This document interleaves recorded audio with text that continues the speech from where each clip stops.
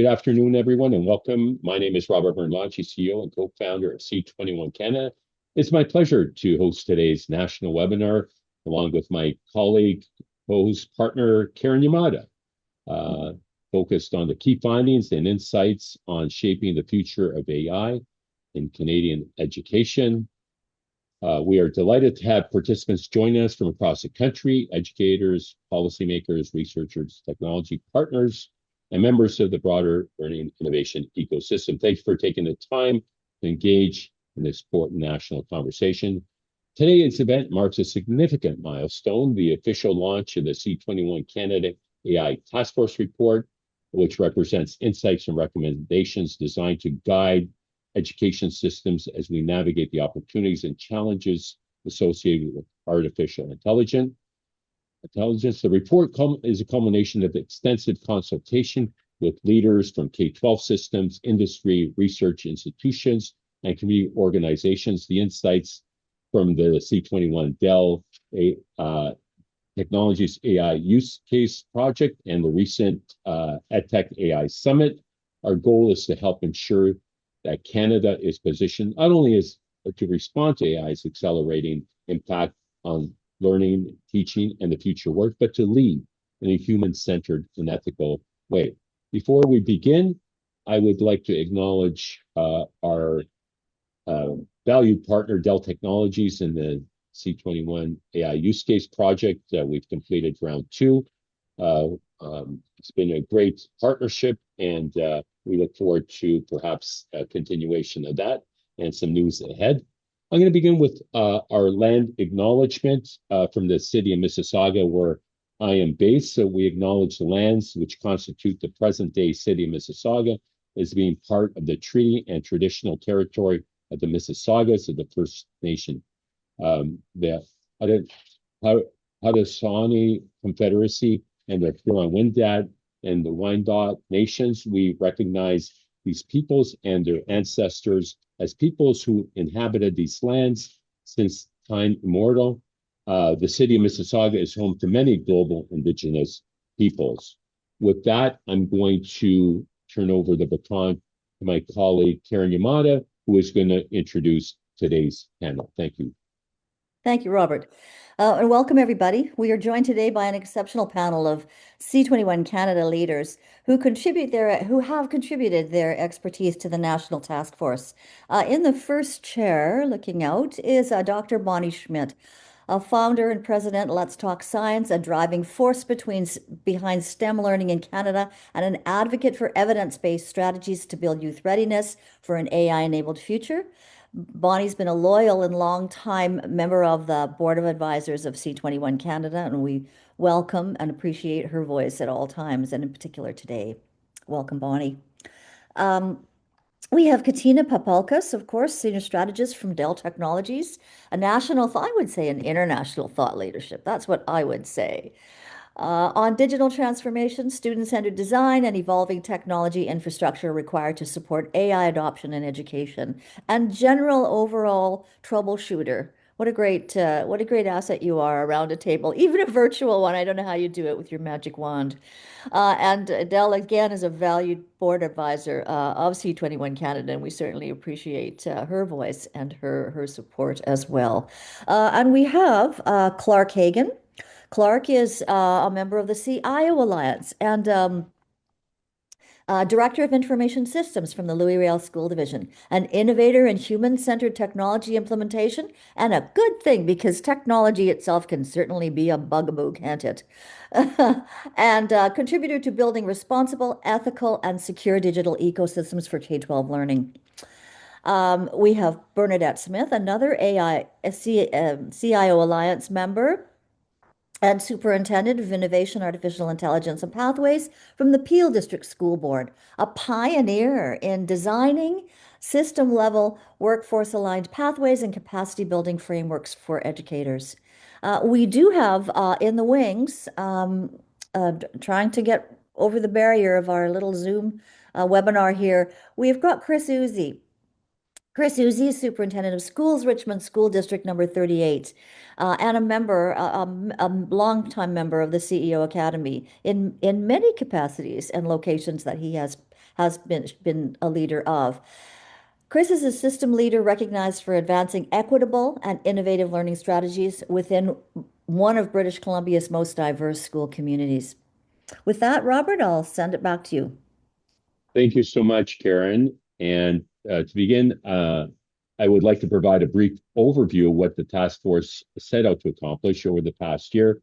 Our national team examined rapidly evolving AI landscape and its implications for learners and educators, system level capacity and readiness across Canada, policy governance, equity and ethical considerations, the infrastructure and professional learning required to deploy AI responsibly, the opportunities for collaboration between education, industry, and government.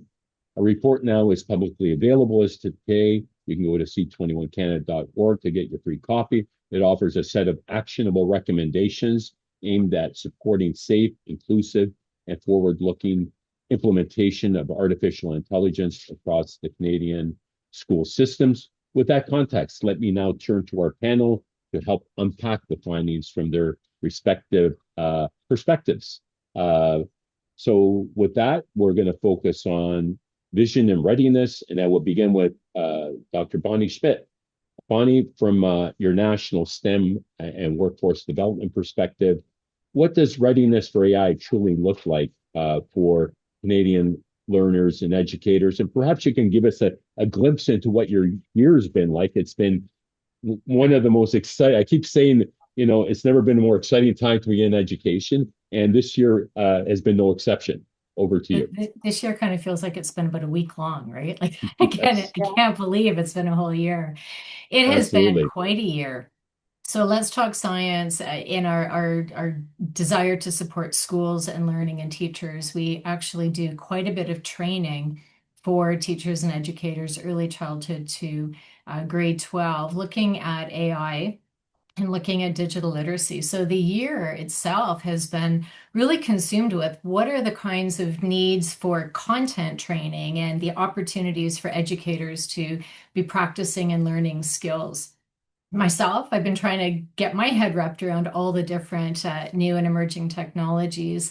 And quite frankly, as generative AI has changed how we're all doing our work, another big issue for us at Let's Talk Science is trying to think about how will AI impact our work and how we present our learning materials to educators. So, it's really been a complex but exciting year as we try to navigate, just like everybody around the table here today. But your question for me had to do with readiness of the system. And so, like, if you'll permit me, I first of all want to congratulate you on the release of the report. I thought it was really interesting the way it was a compilation of a variety of things, right? Like, so feedback from conferences that you've had, feedback from consultations that you've had, the CIO Academy, the CEO Academy. So you have a lot of diverse voices around the table in that report, and I really appreciated that. When it comes to readiness, I think one thing that seems to have fallen off the map in the general discourse for me has been around infrastructure. I think readiness, we're not talking enough about, access to infrastructure, access to technologies, access to the internet, access to servers. Like, how much are we going to need to be able to make sure that the infrastructure is in place for real deep readiness? But there's also on the other side, how are we thinking about people and how will people be ready to really embrace AI? So, from a readiness perspective, I think it's really important that we recognize that educators need to be empowered and feel secure that AI isn't going to be replacing teachers, but that we help them really learn alongside. And I loved the line in the report that said pedagogy must come before technology. So I know we've got some other educators on the call today. I just wanted to call that one out. I think that's really, really important before AI will be embraced and really thrive and grow in the system. I think it's also really important that we think about guardrails and the kind of guardrails that are encompassing both the ethical side of it.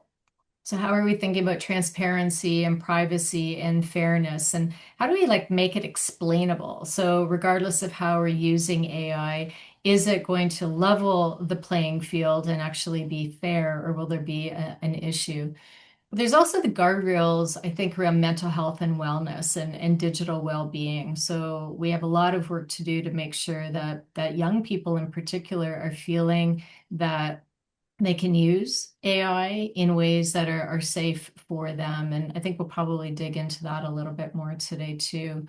Readiness also means inclusion. How do we think about AI literacy as a core competency and not something that's optional? And we do see early adopters, and we see those that just don't really want anything to do with AI. So if we're really going to move into a world in which AI is used and it is a competency, we're going to have to think differently about how to prepare and get everybody ready for that.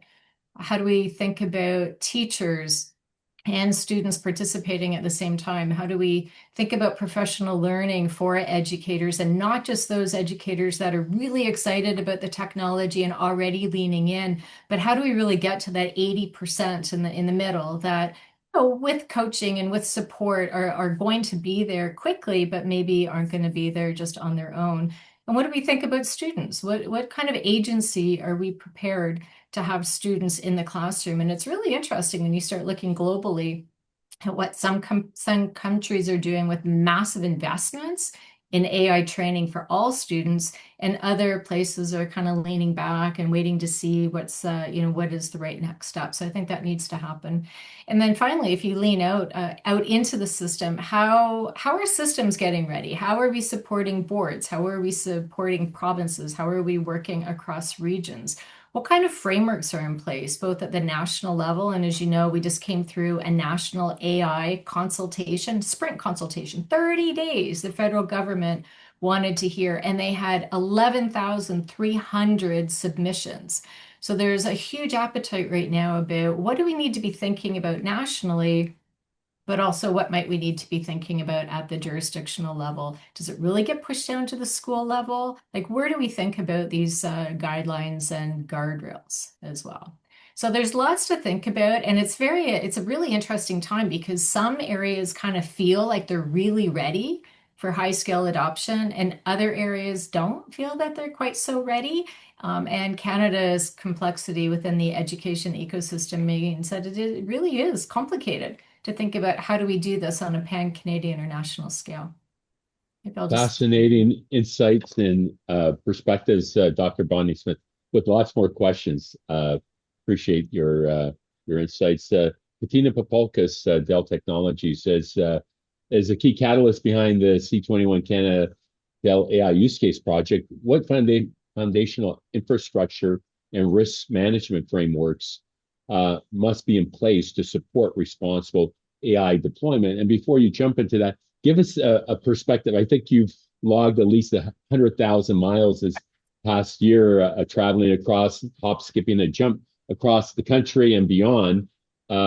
Fascinating times. Over to you, Katina. Yeah, well, thank you very much, Robert. And yes, congratulations on the report. Super exciting. It's great to see. I'm always about what do we have to reflect Canada and where we want to go with AI. So thank you for pulling all of this together. And we are super excited about our C21 Dell AI use case project. There's over 30 stories from different K-12 as well as post-secondary institutions to show how AI can be done. And that's scalable, it's turnkey opportunities. And it's a great way to showcase what Canada can do. And we did that by coming together. And I would say in the past year, that's what I have seen. Traveling pretty much to a different province every week, talking about AI, what it means, really breaking it down, helping people understand it. And then we don't know at this point in time, as Bonnie mentioned, there is quite the sprint at the, the federal government level.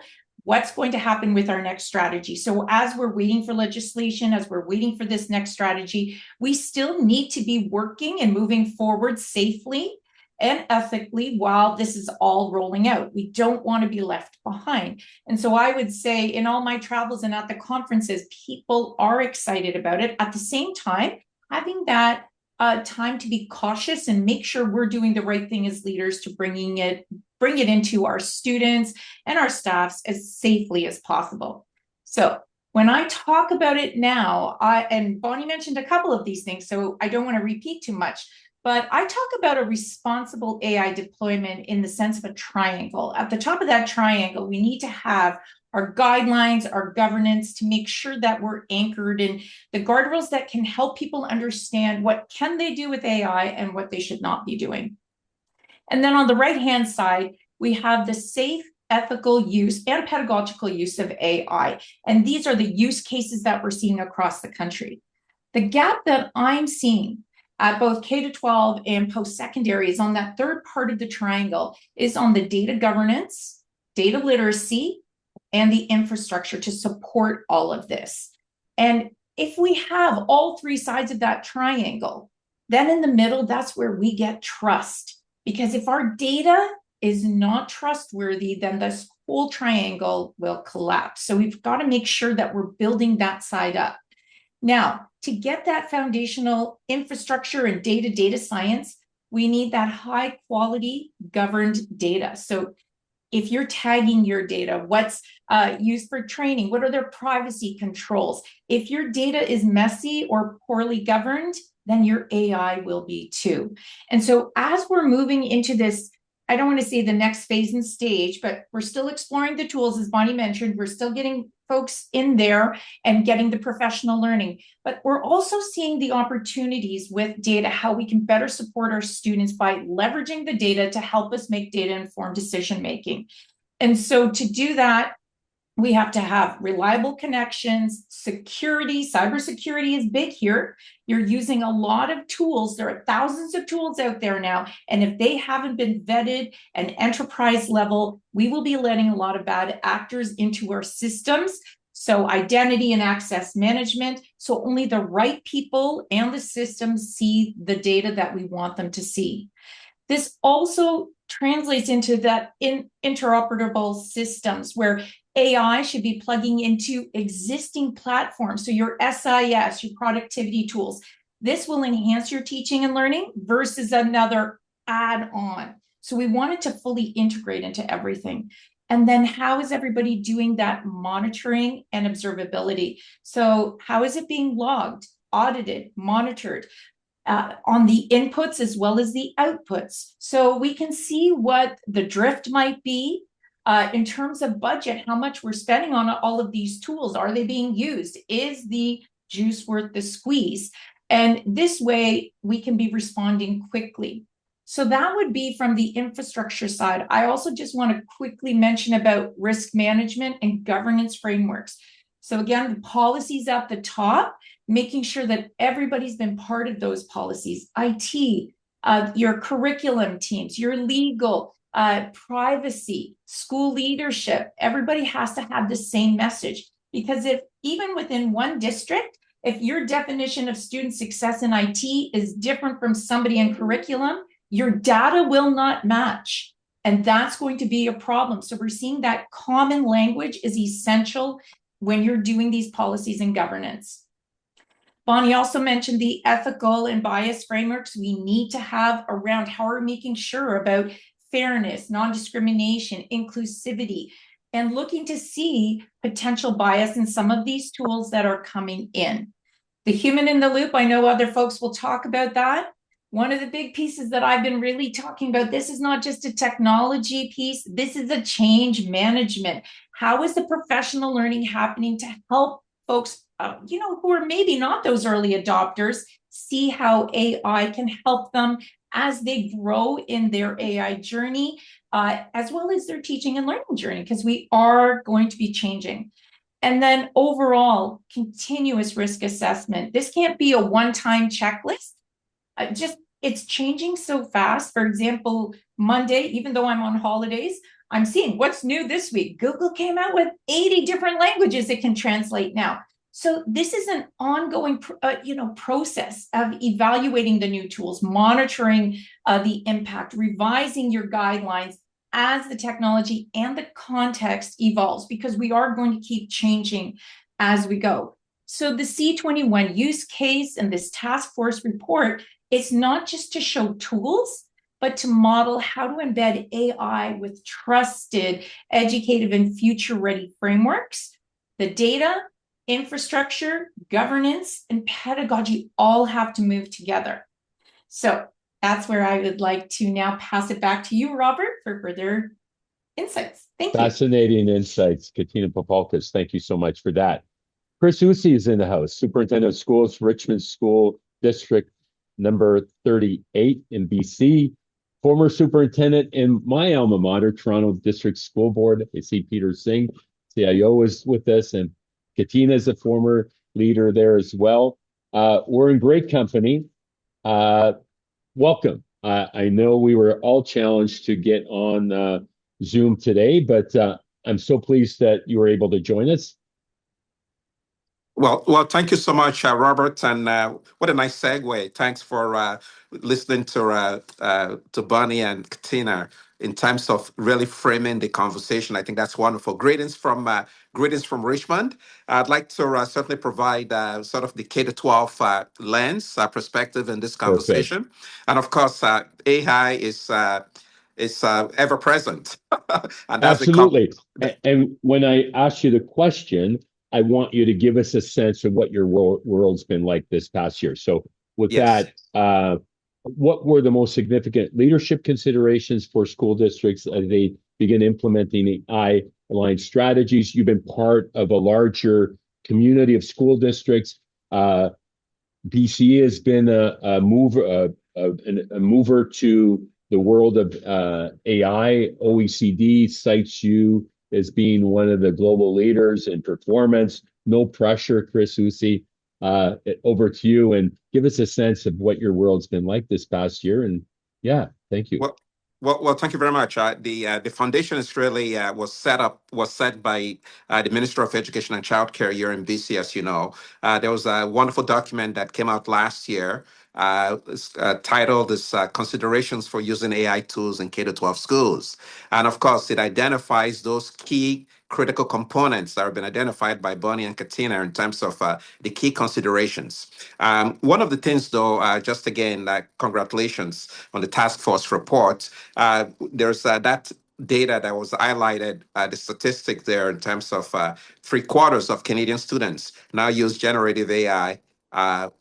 Compared to what 60% last year, and of course, critical thinking skills were identified as one of those things that we all recognize is critical to this work in terms of our key considerations. But I want to touch on the last point that one of the key points here, that across all regions, that educators are calling for more hands-on PD on AI that is relevant and aligned to curriculum. So, and I think that that's the work that is happening in all different spaces.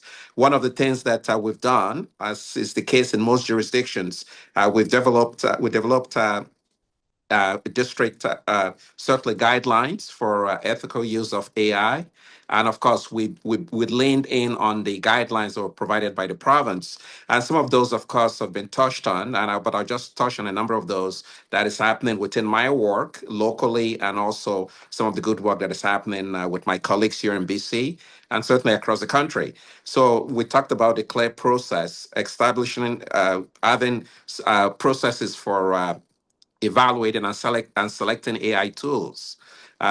We also talked about the responsible integration of AI and what does that look like in curriculum, and the critical thinking skills that was actually highlighted in the task force report as well. We shouldn't lose sight of the communication piece with parents as well. I know there's significant interest in our communication with families, whether we are creating documents or reports with families, and it works both ways.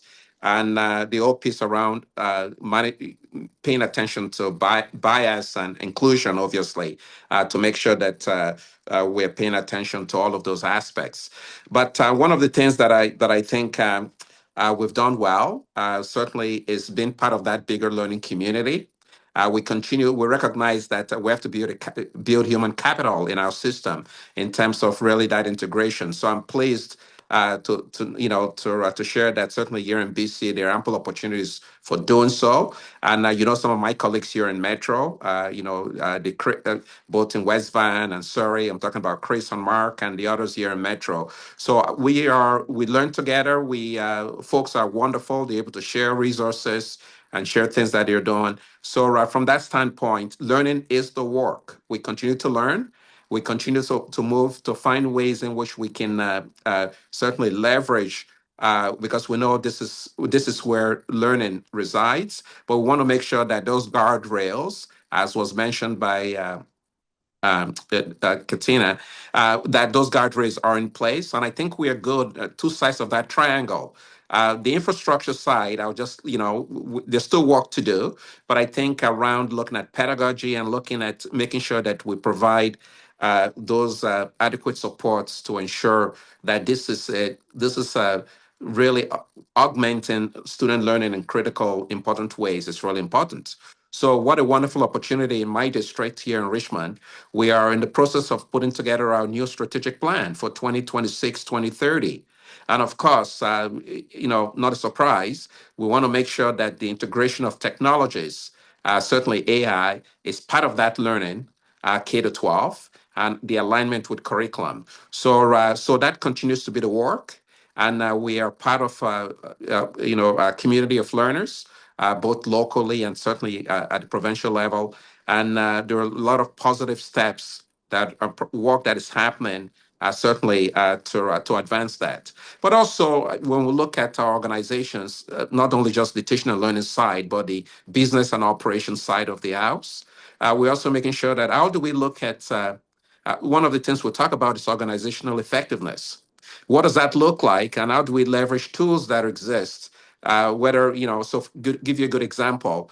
There are many opportunities whether we're looking at policy, developing a policy, or looking at our strategic planning, the environmental scan, imagine the convenience of having to conduct environmental scan just from the comfort of your desk, without having to call colleagues or go online and start looking at reports from other districts. So that is a huge a benefit, certainly in terms of where AI has really created space for us to do our work in meaningful ways. Also, analyzing data, looking at how we use data and how we analyze data. The ability to collaborate in those spaces has been extremely beneficial. And I'll just mention the last point I'd like to make is connected to, again, the learning aspect of this. We are as leaders, and certainly as leaders both at the schools, school-based and central, we've come together at every opportunity to be part of, to work together and to build our own learning and understanding. So the ALP network, for example, here with the districts that is run, that good work that is happening. We're part of that learning community, and that work continues. So I'll just stop there, Richard. But work is ongoing. Thank you so much, Chris. Thank you for citing that KPMG report. Another interesting stat, 77% of students want school-based guidance on ethical and safe AI use. So there's a gap there, I believe, that needs to be filled, and certainly a wake-up call for sure. We're grateful to have you as part of the C21 CEO Academy National PLN, of course. And with that, I'm going to move on to Clark Hagan from L'Oreal School Division. Clark, thank you for joining us. From an information systems perspective, and the theme on your question is around human-centered innovation, and that was a theme of our National EdTech Summit this past fall, human-centered sustainable learning in an AI world. So from an information systems perspective, however, how can divisions create secure, ethical, and human-centered AI environments? And give us a glimpse into what your world's been like, kind of behind the scenes, if you will. Absolutely. Thank you so much for the invite to speak with this great panel you have here. So I'm also an educator. I like to have that hat on, not just the IT guy. Yeah, we've been working very busily on trying to that idea of human-centered AI environments. And I guess I can boil it down to there's 5 challenges that I see when we try to do this. And I've been talking a lot with Katina. I have to say, Katina has been a wonderful mentor for me, and she's helped me a great deal trying to rationalize this, because I spent a lot of time saying to Katina, like, as much as there is a classroom perspective, but we also have to think of the leaders, your principals, your divisional leaders, curriculum leads, because, and I think back to a mistake that happened 20 years ago when I first left the classroom and joined the whole ICT wave that we did in Manitoba, and I'm sure elsewhere across Canada, where technology integration was this new thing, where teachers got trained, students got devices, curriculums changed, but your leaders in many cases were off on the sidelines, and we paid a price for that. And so what I'm trying to say to you is that we have to embrace all of those leaders who are the pedagogical leaders in the buildings. They have to be heavily involved in AI, and it's because they can't support what they don't understand, and that was the problem that we had 20 years ago. And so we really can't. It creates this massive gap between classroom innovation and the leadership capacity, and we can't have that happen again. We got to break that cycle. And so that would be one challenge. Another challenge that we would have here is to do, and Katina talked about this a little bit, about aggregated data without context is very troublesome. And so this one keeps me up at night, because what we have now is AI has access to data. Yes, we can put up guardrails and all that, but it can aggregate it in a way that is never been done before. And for years that data was siloed. And I'm not saying that's a good thing. I'm not an advocate for siloed data. But because all that data was siloed, you had all your student information data over here, demographics, you had your HR data here, financial, student services. It was all in different data sets. But it was isolated. So that siloing was very frustrating. But in a way, it kept us safe, because no single person or no single entity could see everything under one pane of glass. Now AI changes that. Yes, like I said, we have the guardrails, but it can still very easily pull out, aggregate that data, and those data bits on their own are quite benign. But once you put them together, now you bring in very delicate scenarios, and that's a risk. When I'm not saying so much that the AI having access is the risk, it's what I've heard people talk about already. It's the education, it's the literacy side, where somebody now brings that to the surface, and without the proper training, it's like telling someone to drive a car, even though they've never had a lesson. And by the way, and there's a blizzard coming, so just head on out there, you'll be just fine. And so, which leads into governance, which, without understanding the responsibility of having all of this now in front of you, and what do you do with it? And then the third issue that we're tackling right now is confidence isn't always correctness, and where AI can easily analyze data confidently, but that confidence doesn't mean it's always right. And right now, my team is busy trying to build a semantic layer. So we have AI, we have the data down here, and putting that semantic layer in between that has definitions, relationships, context that AI can grab onto and understand properly, so that, because without that, it can give you very, very interesting answers that look right, look professional, but is completely wrong, unfortunately. And my worry is, without the proper governance and training in part, then someone would then act on that because they wouldn't know better, and that would be problematic. Our fourth challenge right now is unfortunately, data literacy is no longer optional, and our school leaders and teachers have so much to worry about day to day, and this wasn't part of their training. So this is not criticism in any way. They're managing the people, the wellness, everything else. It's very, very complex. But now we have to find a way to bring in this ability to try to interpret data aggregations and understandings that AI is bringing to them. It's no longer a nice to have, is what I'm trying to say there. And then the fifth thing is that very simplistic, is that helping administrators know that AI is not just a faster search engine. It's not just this digital helper. It has deeper human elements to this, and so with those 5 I guess, challenges, and what you asked back to your original question, what has kept me busy, is we trying to find a way then to bridge all of that together to help our leadership understand how their role in all of this comes into play. And so what we built is this an AI agent that allows all this to not just be about, making an email sound better, but it has the human side where they are learning. They've been given a task of project-based learning, and the agent that we've built there's 130 of you that meet every month, and there's a amazing expertise. And so it's like, well, let's lay out what your learning is for this year. And then over here, it's like, well, what is your superpower? What are you great at? And so that it's about creating an example of how AI can match the learning needs over here versus the amazing skill set in the room over here. And once we launched that in October, it was a learning moment for me, because I didn't realize just how many administrators, this was the first time they were truly using AI in a professional way that was more than just rewriting an email or something a little more simpler.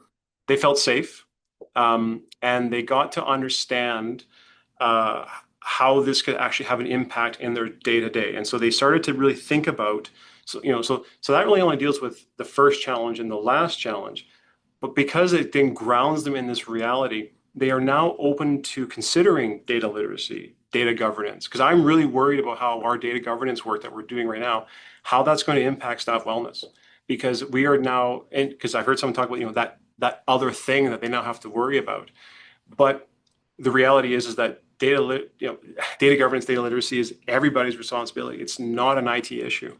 And so my hope is that with giving them that awareness, they are able to then fully understand that instead of just getting a memo or getting some a webinar training, they're actually able to ground that in their day-to-day experiences that they're doing and how they're leveraging a very specific AI agent or what have you, to ground it in a reality that they can then appreciate it and consume it and then move forward and then model and be part of that with what's happening in the classroom. Again, so that gap that has existed for a long, long time is starting to evaporate.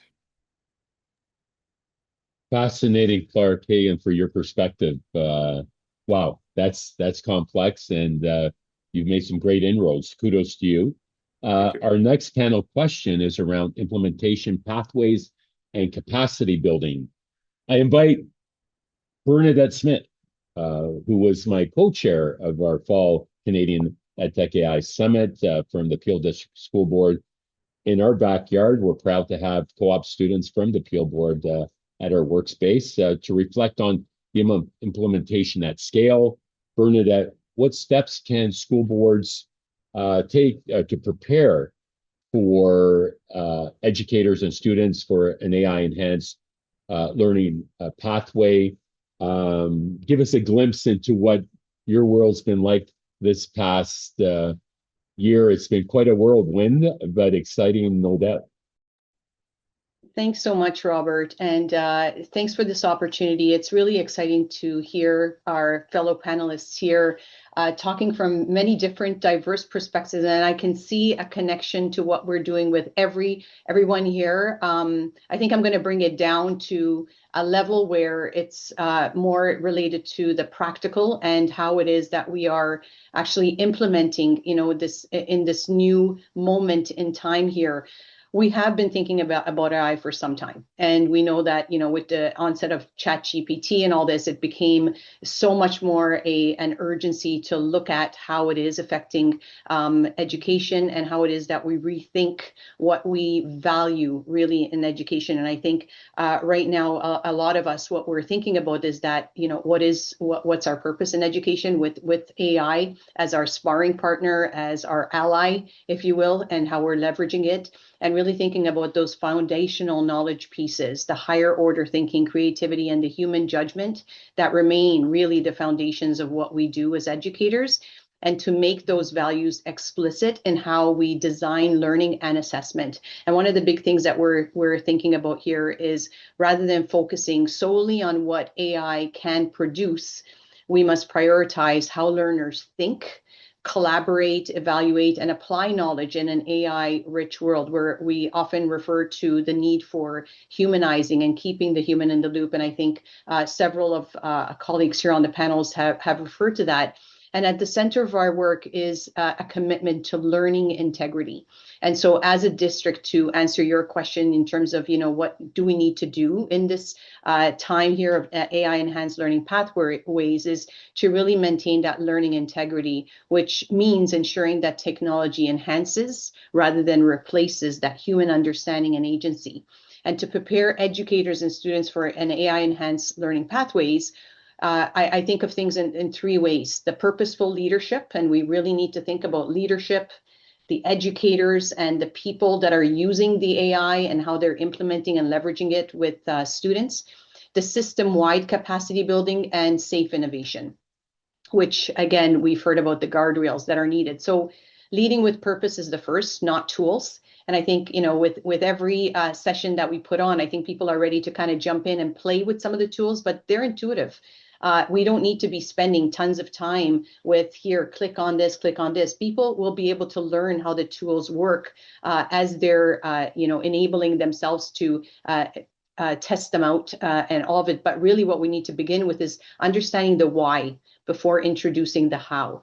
UNESCO recently came out with a report, AI and the Future of Education, Disruptions, Dilemmas, and Directions, and I think it relates very well to your report and what has come out recently through that. And the ethics of using AI need to be at front row center. And if leaders don't proactively address the bias, the data set limitations, and unequal access to high quality tools, we're going to have issues. And so that needs to be at the forefront of our mind. And that report indicates that 1/3 of humanity still remains offline. And only 10 of 7,000 languages are being used to build the greatest large language models that we have accessible to us through the AI tools that we have. So in general, as a board, we need to clarify the educational outcomes before introducing the technology and really understanding that why, and aligning AI use with values like equity, quality, and student agency. And where is the voice of the students coming in for what it is that we're doing? So when purpose drives that implementation, it's critical. We here in Peel District School Board have developed an AI strategy, starting with policy development, which we had the AI interim guidance, which is iterative. It continues to evolve, and it's informing other policies and in working with cross-departmental staff, supporting with really seeing where does AI fit in. For instance, safe and caring policies, integrity, curriculum design, and so on. We also have developed a huge communication plan, which I think is also very critical in terms of system leadership and the channels where we're building to ensure that people have access to different tools. We've recently developed a learning AI matrix, which is basically a support for educators, not lesson plans for everybody to use with every student. We're a school board of over 150,000 students that we serve. So it's a large, second largest in all of Canada. And so we felt that we needed to provide the resources that are safe from vetted sources so that educators can use those in order to support the understanding of their students and themselves with the use of AI. And also then the second is the focus on AI literacy. And it's interesting how when we are working with different staff, both academic and business staff, like Chris was referring to, we had one question, what is AI literacy? And I think we need to define that better for folks so that they know that AI literacy is for an understanding of how AI works, its strengths, its limits, its ethical implications, and at the core that students and educators need to be there. And so making professional learning and leadership development inclusive is critical. And that professional learning is also not a one-off. So as a district, we're providing that universal design for learning opportunities for all educators. So whether it be a conference style or what we call Sparks, where we invite different industry and business partners, similar to those that are on the panel here as well, and yourself, to help us to learn about AI and train the trainer so that we have people centrally that then are going right into schools and working alongside teachers as they're using these tools in purposeful ways. And finally, creating those safe spaces for experimentation. We have our leading education innovation projects, where within the context of the school, they're identifying what is it that we need to innovate here, where is it that we want to focus our pedagogy, and in turn launch those pilot projects to test ideas and learn from failures and celebrate those successes. We're also focused a lot. I think the next iteration of this AI conversation is going to be AI and IX, so those immersive experiences. So we're also looking at, we have now 30 across the system, innovation accelerators, where we have targeted schools that are looking at different ways to engage with educational technology, including immersive experiences like simulations, as well as virtual reality goggles, and other ways that students are actually engaging with the environment for those learning outcomes. So that AI and IX, I'm very excited to see what else will be coming across for us and how it is that we're going to be implementing those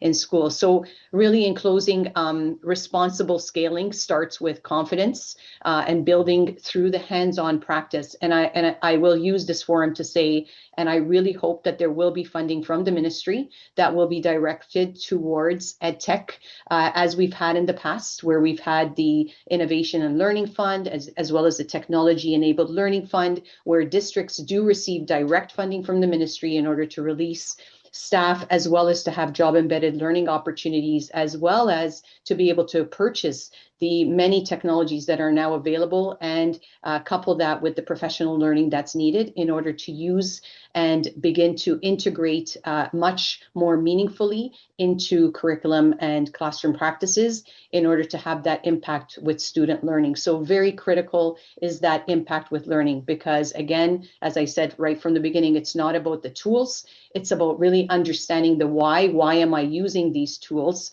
Why am I going to use a certain type of pedagogy in order to engage students? And ultimately, it's about student achievement. And so we need support from all angles within districts, more specifically from the Ministry of Education, so that this is prioritized. And again, I'll reiterate that this isn't something that's going to go away. So we really need to have a direct focus within an integrated interdisciplinary approach to how it is that we're using AI responsibly across K-12. Bernadette Smith, thank you so much for your insights, and incredible kudos to you for innovating at scale in such a large district. With that, that concludes our Q&A, our panel questions. Now we're going to focus on a discussion and synthesis. Thank you to our panelists for this rich set of perspectives. A few themes clearly emerged. Canada must prioritize equity and access to ensure AI benefits all students. Professional learning is essential, not an option. AI strategies must be supported by robust governance, security, and ethical frameworks. Collaboration from across education industry and research partners is vital to national progress. And above all, AI must be leveraged to enhance, not replace, the human work of teaching and learning. These insights align strongly with the recommendations outlined in the report. That was truly a collaboration of each of you and our membership and our larger stakeholder groups. I like to say the smartest person in the room is the room, and that truly is the case in how we accomplish this task of putting the report together with our team. And now we're going to move to the discussion for a few minutes. It is winding down quickly, and we did start a little later. But so before the discussion kicks off, I'm going to use a little primer of a quote from Chris Kennedy, the superintendent of West Vancouver, who's a member of the CEO Academy. And in the report that comes from the AI use case project with C21 and Dell, Chris is quoted as saying, as we move forward, let's remember that the goal isn't to replicate success stories, but to create the conditions where each teacher, school, and district can write its own story of AI integration, one that reflects its unique community, challenges, and aspirations. Dr. Chris Kennedy. It reminds me of Dr. Tom D'Amico, former Ottawa Catholic school board director who talked about the fact that you can't just cookie cutter a framework, a system that's being implemented from one district to another because there are nuances. So with that, I'm opening the discussion to the floor. I'm sure you all have some pent up desires to speak, but who would like to chime in at this point? Bonnie,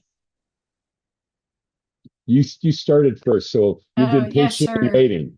Sure. I think actually the quote that you just made was really, really relevant about scaling and then circling back into Katina's triangle, which I thought was really good because if you really can focus on the triangle and the three arms of it, then it's not about cookie cuttering. It's not about doing the same thing in the same community, but it's about understanding what are some of the guardrails and what are best practices, what are effective practices, and those should be consistent. Those should be consistent. Thank you for that. Um, I have, Katina. yeah, I have a couple of things because I want to make sure it hasn't really been brought up, and this is something else that I'm seeing. I'm going to put a link in the chat. This was Cambridge Word of the Year for 2025. It is parasocial. This is something we're all going to have to be watching for, and it really is about creating that one-way relationship. So whether it's one, say, for example, when Taylor Swift got engaged, where people felt connected to her, at the same time, it could be a real person, but it can also be an AI avatar. And we're going to have to watch this in terms of mental health and wellness, the synthetic relationships, not just with our students, but also our staff. So just how do we help them understand the importance of human connection, making sure we're actually leveraging these AI tools to give us more time for that human connection and understanding that yes, it's wonderful when AI agrees with you, and that's not always what humanity is about, and we have to be able to work through that. So that's something I wanted to say as I'm seeing this is going to be a challenge ahead for many of us.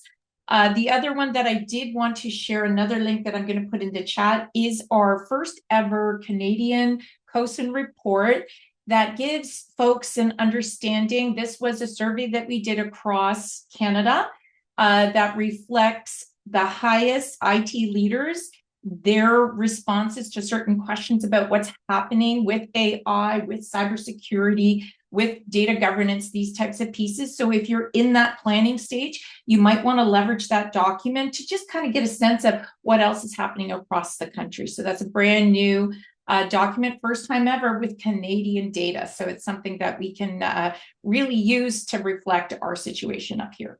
Thank you for sharing that, Katina. On the human-centered note, I'm interviewing Dr. Steve Jordans and Peter Bambachi on Friday. Nice. There was a recent report out of the US and that came out around human connection. 40% of people are feeling lonely. Yeah.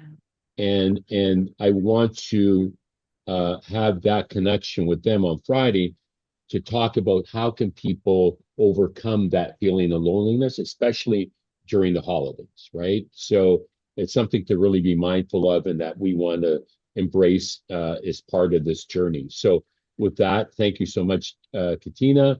Chris Usi, please chime in. Well, thank you very much. I think that the power of these conversations is you always learn something new, right?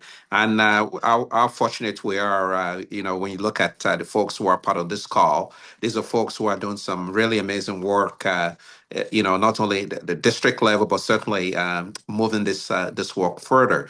I just want to touch on the connection to post-secondary. One of the things we did here, we had a meeting with KPU, which is one of the universities next door, and to look at opportunities for teachers to connect with faculty and with some of the work that's happening at post-secondary. Because there's some good work happening there, but we're also looking in terms of those pathways. Really listening intently to the voices of educators who are in that space of saying, well, this is the way it used to be. And this is, when, how do we measure learning? When we talk about students learning, what does assessment look like in this new space?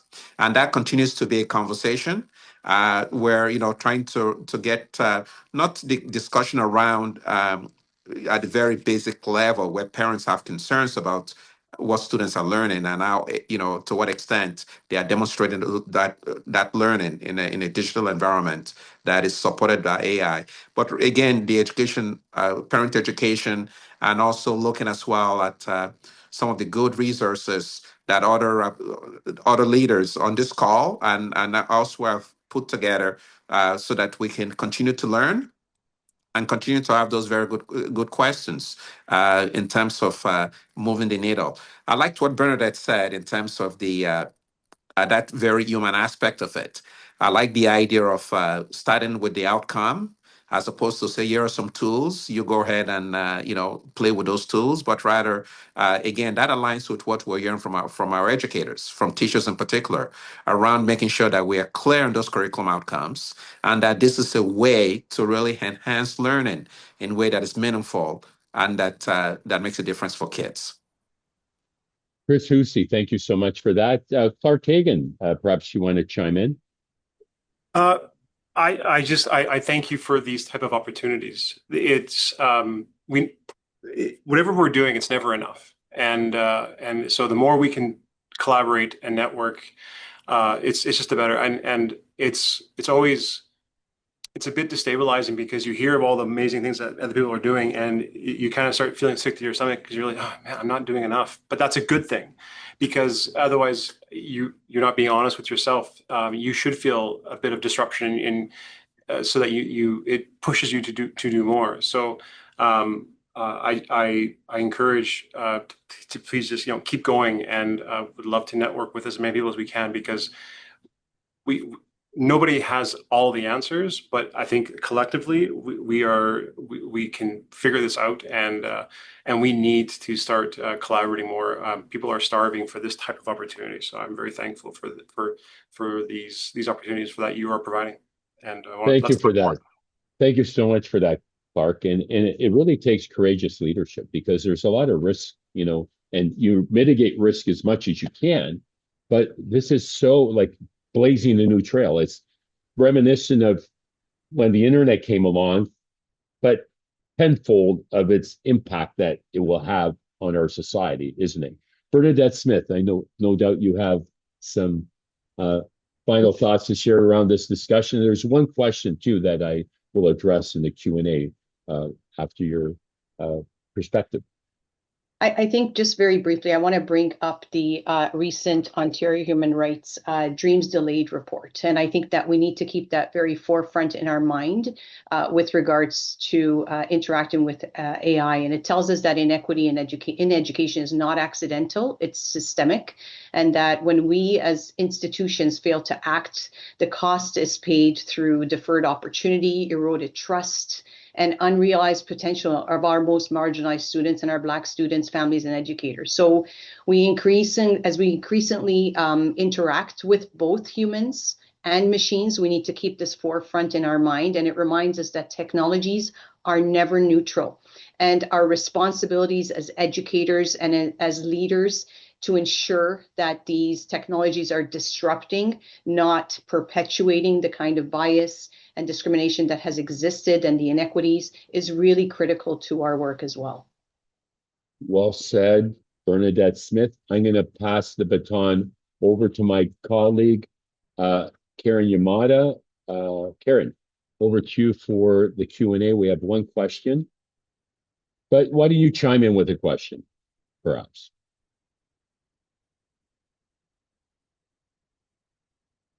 You're on mute. Not seeing the questions in the chat. Is that? Well, you perhaps chime in with a question and I'll read the question out. Sure. Okay.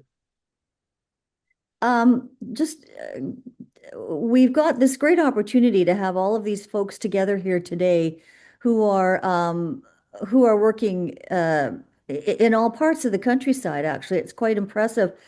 And yet, humbly speaking, as you have done so, Clark, lots of connections amongst the work that you're doing. I'm wondering if Katina, I'm wondering if you might like to help us to see. You've done such a lot of work with so many of us in a variety of different ways, particularly with our use case initiative, from the work in classrooms in Peel District with Bonnie and company, or with Bernadette and her group, and as well as wrestling some really difficult problems that I watched you do in Louis Riel School Division with Clark and his room full of school leaders. Um, I wonder if you would care to help us, as opposed to walking away feeling overwhelmed and ill, but rather the wonderful connections and relationships that you're observing happening that transcend the technology and the AI, for goodness sakes, and keep you coming back. You need to unmute. Thanks. Sorry about that. I think a perfect example actually goes to a program for kids. It's our Data Dunker program. And it's something we've been doing across the country with Pascal Siakam, but basically it's really recognizing, we saw this a couple of years ago, the gap around the data piece and the data literacy that's required by folks. So I actually started the program to give our students from grades 5 to 12 foundational data science knowledge and a better understanding of data literacy and how to do data visualizations through some of the coding. So we've been doing, and this is in partnership with PS43, Pascal Siakam, an NBA player who was formerly a Raptor, now with Indiana. And so I think a great story, we've done the program across the country. And one story that I want to highlight is we've done Data Dunkers. We go in there, we work with the kids, they're shooting baskets, they're understanding data from shooting baskets, tracking their own information, their measurements, etc., in a fun way. The teachers are able to learn. We were actually able to work with an organization in Manitoba, MF and we were able to go into 12 Indigenous communities to give them this data literacy program and work with them. And then afterwards, ask them to, would you like to go deeper on this? And then they took some open Manitoba data around school attendance rates and graduation rates, and were started to ask the questions and be curious about it. And so wanting to understand why their rates were what they were. And so using AI, we were able to start doing that analysis and ask questions about the data and use AI as a co-pilot, as an assistant, to be able to tell their own story. And I thought it was a great example because at the end, they brought their parents and the elders from the community in to hear their story. So we can really see how this builds relationships. We're using these tools in a very meaningful way to help our communities move forward. And I thought it was just a brilliant, example of building relationships, giving them the skill sets they need, and actually being agents of change for their own future. And when you can meet them at the ground level like you have. Bonnie, you've spoken over the years of many similar experiences, and particularly this year, you dusted yourself off at the beginning of our chat, and where did the minutes and the time go? Where has it all gone to? And you've done the most remarkable job over your entire career with Let's Talk Science in terms of reaching where the rubber meets the road and reaching teachers in schools. And I know that was a huge goal of yours at one point in time. And oh my goodness, I would say that you're certainly there and then some. What are you seeing in terms of relationships, in terms of that human side of things that people have alluded to today that we don't want to lose track of? My goodness. Oh, it really is all about relationships. Like life is a contact sport. And I think some of the issues around mental health and wellness, we have to keep coming back to the fact that it is human to human connection as we go forward. One of the things we've been learning from the teachers with whom we're working is that the technology is quite intuitive. I think Bernadette had made that comment, and educators are looking for opportunities to understand really relevant and realistic ways to help apply.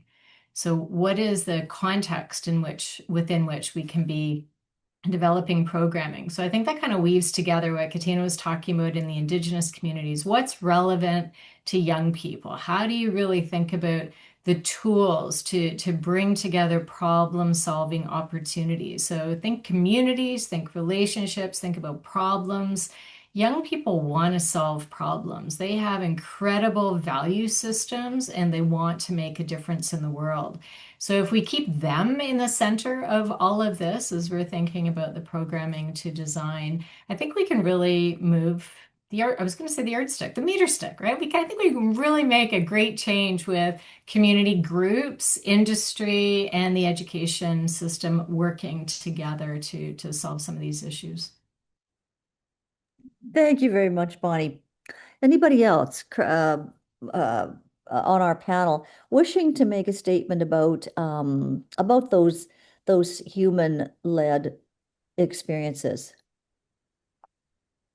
Or any other news you might want to share.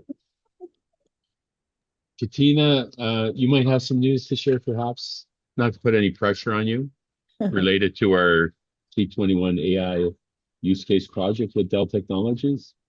Yeah, so excited to share that in the new year, we will be kicking off the third round of this project. And because, I'm going back to that triangle piece, we have a lot of AI governance, we have a lot of AI literacy use cases and how folks are using it for pedagogical purposes. We really want to focus on that third part of the triangle, the data side of the story, help get some more stories around data literacy and how we can share it and showcase. And Clark will be coming to you because that's awesome. You're leading the country from what I've seen in this space. So would love to have yours as the first story up there, and then really want to see where are the gaps. I think this mental health and wellness about how do we, and the human relationship, how do we flourish in the age of AI? So focusing on relationships, both that the parasocial, as well as making sure of that human to human connection. So I think as we move forward in round 3, we're going to be a little more specific and fill in the gaps that we're seeing. And we're trying to stay ahead of everybody else. So, Clark mentioned it, it's a lot. It is a lot. So we're only trying to be a couple of steps ahead so people have a marker to aim for as they go through their own process and AI journey. So we will be kicking that off in the new year. Karen, Robert, and I are going to have to just gather together to work out some of the final details, but it will be coming your way. And we welcome as many people who'd like to be part of that, because we think this can really help across the country, make sure that we're helping fill those gaps wherever we can. Thanks, Robert. Thank you for that. And, proudly, our national initiative is one of the few in the world that's taking place right now. There's very few collaborative efforts happening nationally in AI and K-12. So kudos to the entire country and our stakeholder partners for being part of that. I'm going to read, Karen, the question from Nazreen Injure, and it is, how can we use AI in education and keep the students, staff, mental health, and it tends to be overused or over dependent on AI? Anyone want to take that challenge on? Well, maybe I can start, and so excellent question, and I think that those are questions that I know that our team have been grappling with as well. Recognizing, I think a number of the panelists, they talk about those guardrails, and also being able to control what we can control within the learning environment, but not to minimize the fact that this is learning doesn't stop at the end of the school day, and students don't stop accessing tools or learning when the bell goes. So I think there's a great responsibility certainly to work with young people, but firstly to create space where you can have those conversations and listen and lean in intently. And I know we keep talking about student voice, but to the extent that, and we heard from students to this point during our engagement around our new strategic plan in terms of how they actually utilize AI. It was actually quite eye-opening to the educators around the table, where students said, well, we start off in some cases, it's that sort of idea generation piece. And of course, we want students to know how to use the tools responsibly, and not to shy away from the fact that they're actually accessing those tools. But I would simply say that in terms of making sure that students are using AI in responsible, ethical manner, that we keep having those conversations just beyond having guidelines, but also educating parents, creating opportunities to have the dialogue with parents so that they have a sense as to some of the pitfalls, if you will, around AI. It's not just all the wonderful stuff, but also just to be mindful of ways, as we know, there are several reports that have touched on cyberbullying, and some of the with the advent of new and amazing digital, and things that even I get fooled when I look at some stuff now, where my daughter says, "Well, Dad, that is not real. That's AI." So there are implications. There are implications certainly for young people, and I think having those conversations is going to be really important. And not to make the assumption that the adults have the answers, because in many ways we don't. Actually, the young people are the ones who are in that space, and who can if we lean in and listen, can talk about how this is impacting their lives, both positively and negatively. Well said, Chris. We have one more comment that came in from Kelly. Currently, I'm working with the Inuit community. A big concern is how AI is using images from Inuit artists without permission or credit. Students need to understand the issues of using AI IP and how it impacts artists in all communities. Definitely, students need to be mindful of negative impacts. I mean, to your point, Katina, I think we all talked about AI literacy. It's about multi-literacies, and that certainly is part of the equation when we talk about digital transformation. There's a lot, as Clark alluded to, there's a lot being to be undertaken to move the systems forward in a wholesome way. Any comments from the virtual floor on that one? Something I just put in the chat. This is a brand new resource from Common Sense, and I think they have some great tools.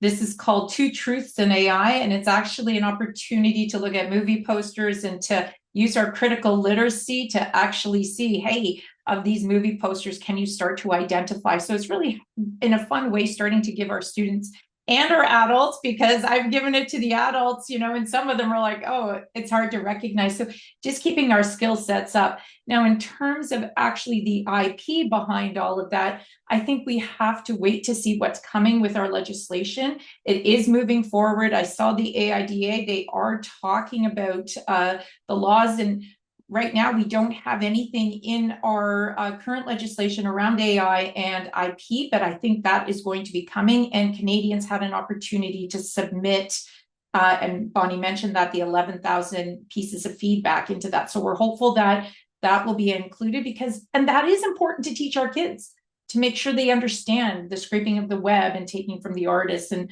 an appreciation and understanding. We may not be able to stop it. We did see what Disney did, the deal they did with ChatGPT. And that's, to me, was a recognition that they don't necessarily think that they're going to win this argument. So they want to make sure there's some funding ahead of this. So we're still going to have to wait things out and see what happens with our own Canadian legislation. But just looking at the news, I think it's something in our classrooms around the critical thinking and the importance of IP, and recognizing how AI and LLMs and image making tools are creating all of this. Thank you, Katina, for that. This has been an incredible conversation. I know we can go on for another half hour or more, but I want to be mindful of everyone's time.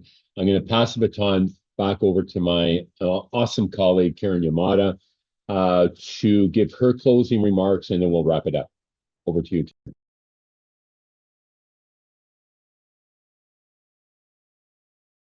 You're muted. Thank you. Thanks, everybody. It's always a reminder to me how important it is that we get a chance to come together like this, and many of you echoed this. I think that's the power of this network. The superpower of people is their ability and their need and desire to collaborate. And we seem to prove that over and over and over again each time that we come together over a problem, over a new initiative. We've looked at technology over the years, and we've been the innovators. We've been the ones who wanted to play in the sand a little on solving problems, and I think we've been able to bring all of that together in the work that we've done in the past as a C21 Canada network. The power's in the people, and we all look forward. We look forward with great anticipation for what the new year will bring in terms of more exciting problem solving. Thanks, everybody. With that, as we conclude today's event, thank you so much, Karen. I would like to extend our gratitude to our distinguished panelists, to Dell Technologies for their ongoing support of the C21 Dell use case project, the many contributors and reviewers who helped shape the national report, and all of you who joined us today for this important conversation. The C21 AI Task Force report, once again, is available for download at c21canada.org.